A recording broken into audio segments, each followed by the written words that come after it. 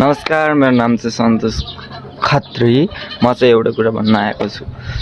आजभोलि यो राजनीति यो चुनाव चलिरहेको छ नि त धेरै हैन।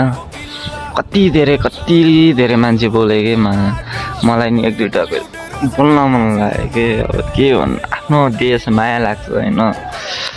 के गर्नु, माया लाग्छ मनैदेखि उर्लेर आउँछ।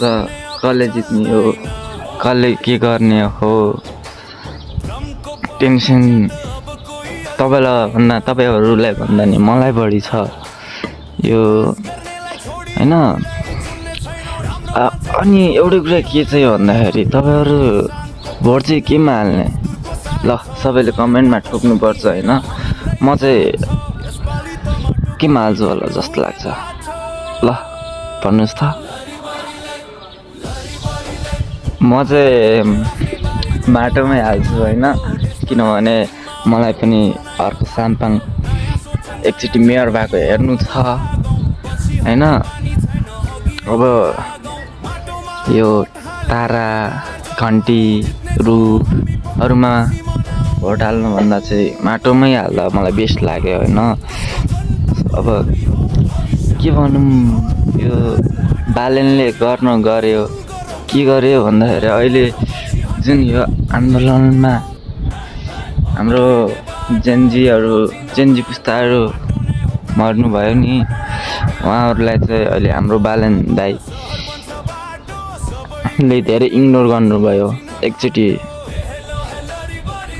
एकचोटि भेट्न नि आउनु भएन। अहिले चुनावको बेला अब भोट चाहियो नि त।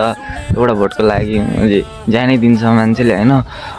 त्यही भएर एउटा भोटको लागि चाहिँ अहिले बालन साउलाई भेट्दैछ, नाटक गरिरह। बिस्तारै मेयर बनेपछि हेर न बालनले कस्तो गर्छ, त्यो मलाई थाहा हैन। अहिले पनि झोलेहरू तिमीलाई म यही क्वेसन सोध्दा, तिमीहरू घन्टीलाई दिने कि माटोलाई दिने भोट? ताराको कुरा नगर है झोलेहरू, ताराको कुरा बढी नगर। यति भन्, माटोमा दिने कि भोट घन्टीमा? म चाहिँ माटोमा है। तिमीहरू पनि दिने भए माटोमा दिए, घन्टीमा दिएछ नि तिमीहरूको मुजी एक लबड हान्ने म हो। छ्याक्नेहरू अलिकति दिमाग सेन्टिमेन्ट गर्न आउँदैन। मुजी त्यही बालनलाई नि घन्टी हो नि एक दिन जस्तो मुजी सबै झोलेहरू